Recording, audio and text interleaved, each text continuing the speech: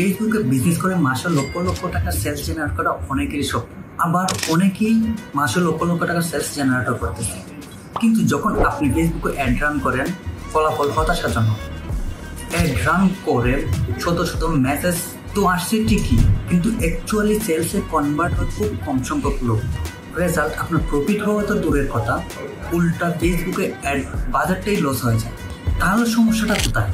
ফেসবুকে বিজনেস করা কি কোনো স্ক্যাম, নাকি এমন কোনো সিক্রেট আছে যার জন্য অন্যরা সেলস করতে পারে কিন্তু আপনি সেলস পাচ্ছেন না? যখন ফেসবুক অ্যাডস রান করে, ফেসবুক অ্যাডস এই 4টি মারাত্মক ভুল করে থাকে। আপনি হয়তো ভাবছেন অ্যাডে তো ঠিক মতো বাজেট দিতেছি, টার্গেটিং করতেছি, তারপরেও কেন সেলস আসতেছে না? কারণ আসলে সমস্যাটা অন্য কোথায়, আপনার বাজেটে নয়। বাস্তব অভিজ্ঞতা থেকে বলছি, অনেকে মনে করে মেসেজ আসলেই সেলস চলে আসবে। অ্যাকচুয়ালি এটি একটি মারাত্মক ভুল ধারণা। সেলস না আসার মূল সমস্যাটা আপনার অ্যাড স্ট্রাকচারে হতে পারে। এই ভিডিওতে আপনি জানতে পারবেন অ্যাকচুয়ালি কোথায় সমস্যাটা হয় এবং কিভাবে আপনি এই সমস্যা থেকে নিজেকে বাঁচিয়ে রাখবেন। আর হ্যাঁ, ভিডিওটি অবশ্যই শেষ পর্যন্ত দেখবেন, কারণ শেষে আমি শেয়ার করব এমন কিছু টেকনিক যা আমি পার্সোনালি ইউজ করি, মান্থলি লক্ষ টাকা সেলস জেনারেট করি। ফেসবুকে সেলস না আসার মূলত 4টি কারণ হতে পারে। নাম্বার 1, ভুল অবজেক্টিভ সিলেক্ট করা। একটা বিষয় আমি অ্যানালাইজ করে দেখেছি, বাংলাদেশের অধীনে একটা নিউ কমার্স যখন ফেসবুকে অ্যাড রান করে, তখন তারা অবজেক্টিভ হিসাবে মেসেজ ক্যাম্পেইন সিলেক্ট করে, যা সত্যি মারাত্মক একটি ভুল। কিন্তু কিভাবে?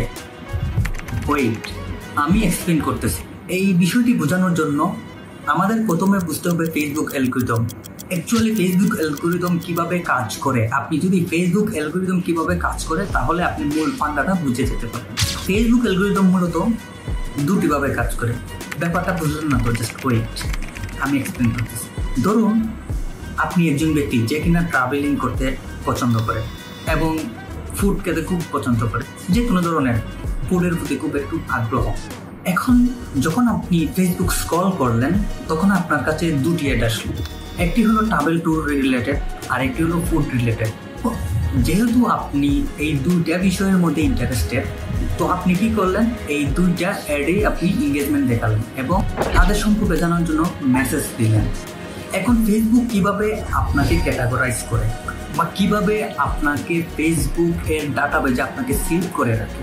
আমরা মানুষ, এক একজন এক এক রকম হয়ে থাকে, আমাদের সবার ইন্টারেস্ট, বিহেভিয়ার আলাদা আলাদা হয়ে থাকে। এখানে ফেসবুক কি করে, বিভিন্ন ক্যাটাগরিতে, বিভিন্ন সেগমেন্টে আমাদেরকে ভাগ করে রাখে, মানে ফেসবুক ইউজার। যেমন আপনি ট্রাভেলিংয়ে ইন্টারেস্টেড, তো এখানে ফেসবুক কি করবে, আপনার মতো আরো যারা সিমিলার ব্যক্তি যারা ট্রাভেলিং এ ইন্টারেস্টেড তাদেরকে একত্রিত করে একটা ক্যাটাগরিতে ক্যাটাগরাইজ করবে এবং তার ডাটাবেজে যে সেভ করে রাখবে। এটা তো হলো ইন্টারেস্টেড সম্পর্কে। এখন আসুন বিহেভিয়ার। এখন এখানে যখন আপনি একটা অ্যাডে ক্লিক করে একটা মেসেজ করেন, ঠিক আগের মতন সেম প্রসেসটা ফেসবুক করে। আপনার মতো আরো সিমিলার ব্যক্তি, সিমিলার ইন্টারেস্টেড যারা ফেসবুকে অ্যাড দেখলে ক্লিক করে, তাদেরকে একটা ক্যাটাগরিতে সেগমেন্ট করে রাখে। তো এখানে কি হয়, যখন আমরা ফেসবুকে অ্যাড ক্যাম্পেইন চালাই, আমরা যখন অ্যাড রান করতে প্রথমে অবজেক্টিভটা চুজ করতে হয়, যখন অবজেক্টিভ হিসাবে মেসেজ ক্যাম্পেইন সিলেক্ট করি, তার মানে আমরা ফেসবুকে বলে দিচ্ছি আমরা বেশি বেশি মেসেজ চাই। ফেসবুক প্রথমেই অবজেক্টিভ মানে আপনার লক্ষ্য কি ওইটা বুঝতে চায়। তার মানে ফেসবুককে কি বুঝালেন, আপনি বেশি বেশি মেসেজ চান। এখন ফেসবুক কি করে, আমাদের অবজেক্টিভ অনুযায়ী ফেসবুক ওই ধরনের মানুষের কাছে একটা নিয়ে যায় যাদের মেসেজ করার সম্ভাবনা বেশি। অ্যাকচুয়ালি ফেসবুক আমাদের অবজেক্টিভের উপর ভিত্তি করে একটা অপটিমাইজ করে এবং বেশি বেশি করে মেসেজ দিতে থাকে, যার ফলে আমাদের কাছে প্রচুর পরিমাণে মেসেজ তো আসে ঠিকই, কিন্তু অ্যাকচুয়ালি সেলসে কনভার্ট হয় খুব কম সংখ্যক লোক। কারণ ফেসবুক অডিয়েন্সকে বিভিন্ন সেগমেন্টে ভাগ করে রাখে। এখানে যে অডিয়েন্স থাকে তারা অ্যাকচুয়ালি জানতে আগ্রহী থাকে, কিনতে আগ্রহী থাকে না। তাহলে এর সমাধান কি হতে পারে? এর সমাধান হতে পারে একটি ল্যান্ডিং পেজ। আপনি যদি ল্যান্ডিং পেজ ব্যবহার করে অ্যাড রান করেন, অটোমেশনের মাধ্যমে আপনি সেলস করতে পারবেন। যারা আপনার প্রোডাক্ট কিনতে আগ্রহী তারা সরাসরি আপনার ওয়েবসাইটে যাবে এবং সেখানে সিলেক্ট করে প্রোডাক্টটা বাই করে ফেলবে। এতে ফেসবুক বুঝতে পারে কোন অডিয়েন্স আপনার ওয়েবসাইটে গিয়ে প্রোডাক্টটা কিনছে এবং ফেসবুক ওই অডিয়েন্সের ইন্টারেস্ট বিহেভিয়ার ট্র্যাক করে সিমিলার অডিয়েন্সের কাছে আপনার অ্যাডটাকে নিয়ে যাবে। ল্যান্ডিং পেজ নিয়ে অলরেডি আমার একটা ভিডিও আছে, ডেসক্রিপশনে লিঙ্ক দেওয়া আছে, চেক আউট করবেন। অথবা আপনি যদি চান স্পেসিফিক কোনো প্রোডাক্টের জন্য high converting landing page create করতে, তাহলে নিচে কমেন্ট করুন যে প্রোডাক্টের উপর বেশি মেসেজ আসবে, আমি ওই প্রোডাক্টটা নিয়ে একটি high converting landing page create করে দেখাবো। আর হ্যাঁ, ফেসবুকে ডাটা যাওয়ার জন্য অবশ্যই আপনাকে পিক্সেল সেট আপ করে রাখতে হবে, তা না হলে ফেসবুক বুঝতে পারবে না আপনার ওয়েবসাইটে গিয়ে কোন কাস্টমার আপনার প্রোডাক্টটা কিনতেছে। যদি সঠিকভাবে পিক্সেল সেট আপ না করেন, তাহলে ল্যান্ডিং পেজ দিয়ে অ্যাড রান করা আর মেসেজ ক্যাম্পেইনে অ্যাড রান করা একই কথা। ভিডিও ডিসক্রিপশনে লিঙ্ক দেওয়া আছে কিভাবে পিক্সেল সেট আপ করতে হয় ওয়েবসাইটে, তাও সার্ভার সাইড ট্র্যাকিং ফুল কোর্সের লিঙ্কটা পেয়ে যাবে। সেকেন্ড মিস্টেক, এখন অনেকেই বলবে যে এখন বর্তমানে নেরো টার্গেটিং কাজ করে না, ব্রড টার্গেটিং করতে হয়। কথা সত্য, কাদের জন্য? যাদের অ্যাড অ্যাকাউন্টে অলরেডি ডেটা আছে তাদের জন্য ব্রড টার্গেটিং কাজ করবে। ইভেন যদি তারা টার্গেটিং না করে, তারপরও তারা সেলস পাবে এবং একটা পর্যাপ্ত পরিমাণ বাজেট স্পেন্ড করতে হবে তার। কিন্তু আপনি যখন একটা নিউ ফ্রেশ অ্যাড অ্যাকাউন্ট নিয়ে আসবেন, তখন আপনার অ্যাডের অ্যাকাউন্টে কোনো ডেটাই থাকবে না।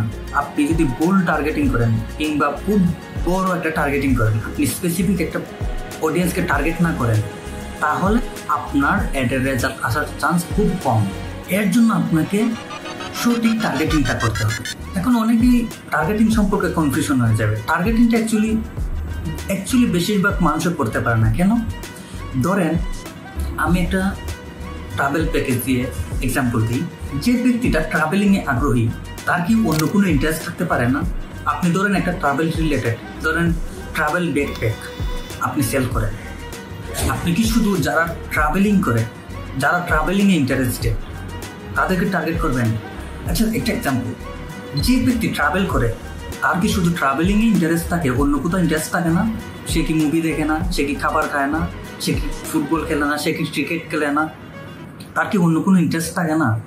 তো আপনাকে বুঝতে হবে যে একটা টেস্ট করতে পারবেন না, আপনাকে ডিফারেন্ট ইন্টারেস্ট টার্গেট করতে হবে, ডিফারেন্ট ইন্টারেস্ট টেস্ট করতে হবে। ওই ইন্টারেস্টগুলো টেস্ট করে আপনার জন্য কোন ইন্টারেস্টটা কাজ করে ওইটা বের করে তারপর আপনার একটা স্কেল করতে হবে। আর যাদের অলরেডি অ্যাড অ্যাকাউন্টে পর্যাপ্ত ডেটা আছে, তারা যদি ব্রড টার্গেটিং ইভেন টার্গেটিং নাও করে, তারপরও তাদের অ্যাডটা চলে যাবে। কারণ বর্তমানে ফেসবুকে অ্যাডভান্টেজ প্লাস ক্যাম্পেইনটাও তারা রান করতে পারবে, কারণ অলরেডি তাদের ডেটা। ফেসবুকের এআই যথেষ্ট লার্নিং করতে পারবে তাদের ওই ডেটার উপর ভিত্তি করে, এবং ওই ডেটার উপর লার্নিং করে তারা সিমিলার অডিয়েন্সকে টার্গেট করবে। ফেসবুকের এআই ওইটা তাদের জন্য, যারা নতুন তাদের জন্য অবশ্যই আমি সাজেস্ট করবো টার্গেটিং করেন, তাও switch to original audience interest target করবেন। যারা প্রথম এড রান করবেন তাদেরকে আমি রিকমেন্ড করবো সুইচ টু অরিজিনাল অডিয়েন্স, ওইটা ইউজ করেন। 3 নাম্বার মিস্টেক, এই মিস্টেকটা আমি প্রতিনিয়ত দেখি, প্রচুর দেখি। এটা হলো ভুল অফার এবং ভুল কমিউনিকেশন স্ট্র্যাটেজি। এখানে আপনি যখন এড ক্রিয়েটিভ ইউজ করেন কিংবা অ্যাড কপি লিখেন, অ্যাড ক্রিয়েটিভ ইউজ করেন, তখন আপনি একটা অডিয়েন্সকে টার্গেট করেন। ফর এক্সাম্পল, ধরেন আপনি ট্রাভেল ব্যাকপ্যাক সিলেক্ট করেন, তো ট্রাভেল ব্যাকপ্যাক শুধু কি এক বয়সের অডিয়েন্স বাই করে? শুধু কি ইয়াংরাই ট্রাভেলিং করে? যারা চাকরি প্রফেশনাল লাইফ লিড করে তারা কি ট্রাভেলিং করে না? অবশ্যই করে। তো এখানে কি হয়, যে মিস্টেকটা অনেকেই একটা জেনারেল অ্যাড কপি লিখে, আপনি অ্যাড কপি অ্যাড ক্রিয়েটিভ এমনভাবে ক্রিয়েট করতে হবে আপনি যে অডিয়েন্সকে টার্গেট করবেন, যে বয়সের অডিয়েন্সকে টার্গেট করেন, তারা কীভাবে চিন্তা করে, তাদের মেন্টালিটি, তারা কিভাবে কথা বলে, তাদের সাথে রিজোনেট করে, তাদের সাথে রিলেট করে, এই ধরনের কথাবার্তা আপনাকে লিখতে হবে, এই ধরনের অ্যাড কিংবা ভিডিও আপনাকে বানাতে হবে। একটা অ্যাড ক্রিয়েটিভ এবং অ্যাড কপি লিখলেন, ধরেন 18 থেকে 24 বছর বয়সীদের টার্গেট করে। আপনি যদি ওই একটা 35 থেকে 40 বছর বয়সী মানুষকে দেখান, তাহলে কি তারা কনভার্ট হবে, নাকি তারা একটু ইতস্ত বোধ ফিল করবে? যখন ইয়াং ইউথ কথা বলে, তাদের একটা চিন্তাধারা, তাদের কথা বলার টোন একরকম হয়। যারা প্রফেশনাল, তাদের একটু বয়স হয়, তাদের চিন্তাধারা কথাবার্তা অন্যরকম হয়। ইয়াং যারা, তারা একটু খুঁজবে স্টাইলিশ, যাদের একটু বয়স হয়েছে তারা খুঁজবে টেকসই, কীভাবে বেশি দিনটা যাবে, কোন ব্যাগটা নিলে বেশি মাল প্যাকিং করা যাবে, কোন জিনিসটা নিলে বেশি দিন ইউজ করা যাবে। আর ইয়াংরা কী করবে? কোন জিনিসটা একটু স্টাইলিশ, কোনটা দেখতে ভালো হবে, ওইটা তারা ফোকাস করবে। তো এইখানে আপনি ভুল অফার, ভুল কমিউনিকেশন, মানে আপনি কাস্টমারের সাথে কীভাবে কানেক্ট করতেছেন নিজেকে, ওই জিনিসটা খুবই ইম্পর্টেন্ট। তো আপনি আপনার কাস্টমারকে বিভিন্ন সেগমেন্টে ভাগ করবেন। আপনার প্রোডাক্ট, ঠিক আছে, আপনার প্রোডাক্টও শুধু এক বয়সের কাস্টমারে কিনবেন না, তো আপনার প্রোডাক্টকে বিভিন্ন কাস্টমারের সেগমেন্ট করে নেবেন, 2-3টা সেগমেন্ট করে নেবেন। আপনার প্রোডাক্ট তো শুধু একটা বয়সের মানুষের কিনেন, তো বিভিন্ন বয়সের মানুষকে জন্য বিভিন্ন ধরনের অ্যাড রান করবেন। আপনি ধরেন ইউথের জন্য একটা অ্যাড রান করবেন, মিড লেভেলের জন্য একটা রান করবেন, বয়স্কর জন্য আরেকটা অ্যাড রান করবেন, এবং ওদের মেন্টালিটি, ওদের সাইকোলজি বুঝে, যা ওরা যেভাবে কথা বলতে পছন্দ করে, ওদের সাথে যেভাবে কমিউনিকেশন করলে ওরা বেশি ফিল করবে, বেশি রিলেট করতে পারবে, স্বাচ্ছন্দ্য বোধ করবে, ওই রকমভাবে আপনার এড কপি, এড ক্রিয়েটিভ ব্যবহার করতে হবে। 4 নম্বর ভুল, ফলো আপ করা বা রিটার্গেটিং। বেশিরভাগ মানুষ রিটার্গেটিংটা করতে পারে না ভালোভাবে। এখানে অনেকে মারাত্মক ভুল করে, ফলো আপ করে না, রিটার্গেটিং করে। রিটার্গেটিংটা করবেন কীভাবে? যখন একটা কাস্টমার আপনার ওয়েবসাইটে গেলো, অ্যাড টু কার্ট করলো, ইনিশিয়েট চেক আউট করলো, তার মানে সে তো অবশ্যই এটা কিনতে ইন্টারেস্টেড। হয়তো কোনো একটা সমস্যা মিস হল, হয়তো তার কাছে এখন টাকা নাই, কিংবা আপনার প্রোডাক্টের প্রাইসটা হতে পারে বেশি, আদার্স কোনো সমস্যা হতে পারে। তো আপনি ওকে ফলো আপ করেন, আপনি তাকে ভালো অফার দেন, রিটার্গেটিং করেন। যখন আপনি একটা মানুষের কাছে বারবার যাবেন, তখন তার কনসিয়াস মাইন্ড আপনাকে সে অ্যাকসেপ্ট করে নেবে।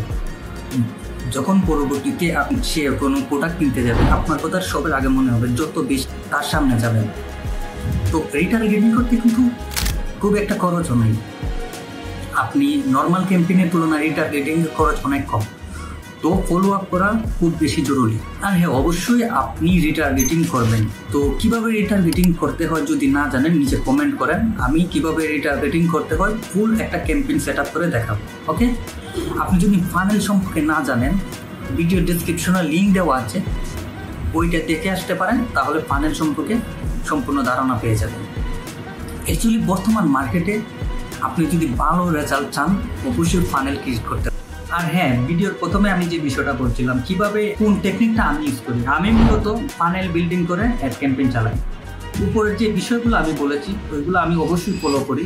আমি আমার অডিয়েন্সকে আমি বিভিন্ন সেগমেন্ট ভাগ করে নিই, এবং তাদের সম্পর্কে যত বেসিক ডিটেলস আমি জানি, তাদের জন্য আমি ডিফারেন্ট বায়ার পার্সোনা ক্রিয়েট করি, অডিয়েন্স জার্নি ম্যাপিং করি, এবং তাদের জন্য ডিফারেন্ট বায়ার পার্সোনা ক্রিয়েট করি। তারপর আমি একটা অ্যাকাউন্ট স্ট্রাকচার করি।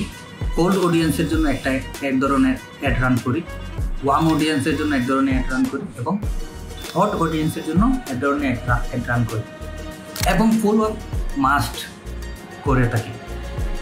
এই হলো টেকনিক। ভিডিওটা যদি আপনার কাছে হেল্পফুল মনে হয়, তাহলে আপনি ভিডিওটি শেয়ার করে দিন, এবং নিচে কমেন্ট করে জানাতে পারেন পরবর্তীতে কোন টপিকের উপর ভিডিও বানালে আপনারা বেশি হেল্পফুল হবে।